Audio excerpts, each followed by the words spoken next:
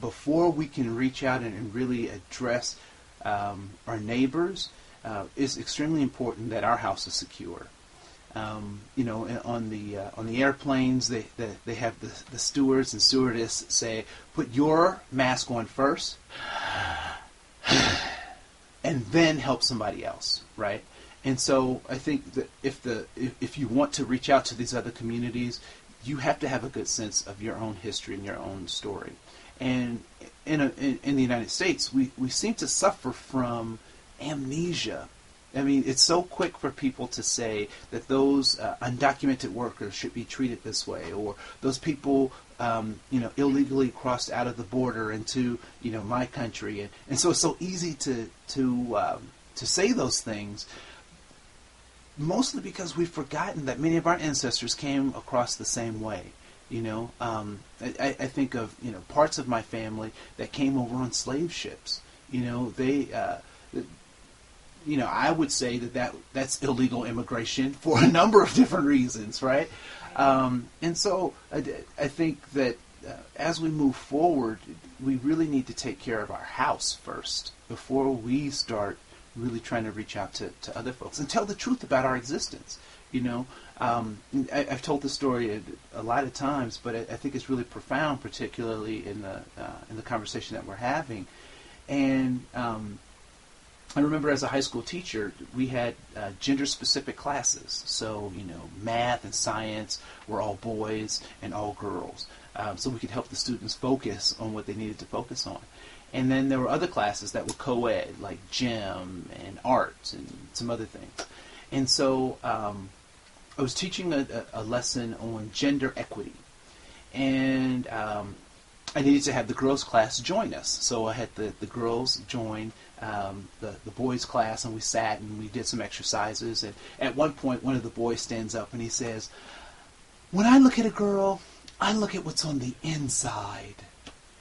Yeah. And so the crowd erupts, and the students are like, "Oh!" The girls are like, "Oh, that's so sweet!" And the guys are like, "Oh man, you're gonna get some numbers tonight," And so we laugh, I calm things down, and we continue with the lesson. And the girls go off to their class for reflection, and I stay with the boys for our reflection. And so I'm writing some stuff on the board because I want them to think about the interaction we just had with the girls and how this impacts the women in their lives and the girls in their lives, and all this deep stuff I'm writing on the board.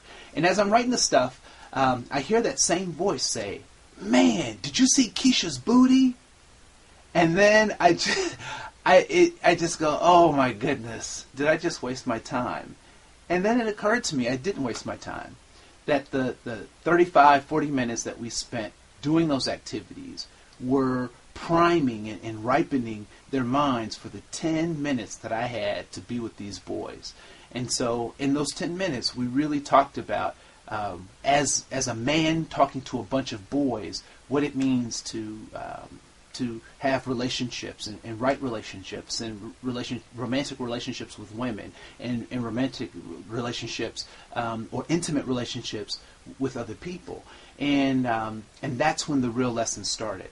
Because we know what to say when we're across the room from someone who is different from us or the other gender. We are politically correct in those instances. But outside of those folks who are different from us, how do we respond? How do we act? And what I know is that when people think that you are like them, they are at liberty to say a lot more things than if the other, whatever that other is in their presence. And so I often say this in my workshops, that particularly with my white brothers and sisters, they can fight battles and wars for me that I'll never know exist. Because there are white people who think that they think that just like them, and will say outlandish things to them, and they can counteract that, and it actually means something. Because if I stand up and say something in those situations, or I overhear something, they'll write it off as I'm just being sensitive. You're just being sensitive because you're black. But when we stand up for people who other folks think look just like us, it really has a changing and lasting effect.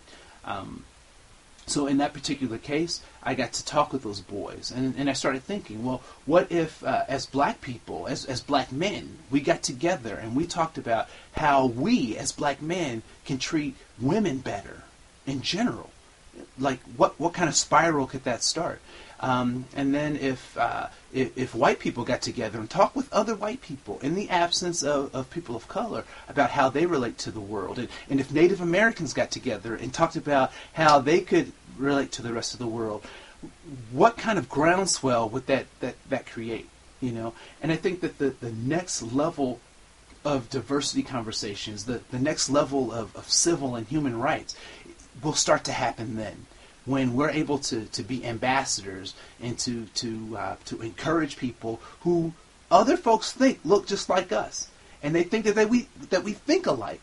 I think once we've adopted that, then we can move to this next level of civil and human rights, because we've been able to put our mask on first and tell the truth about our flaws, about our gifts and our talents, and tell the truth that diversity is not about guilting or shaming people, but it's about giving quality, making sure that people have high quality, not just equal access, but actually have high quality in their daily lives. So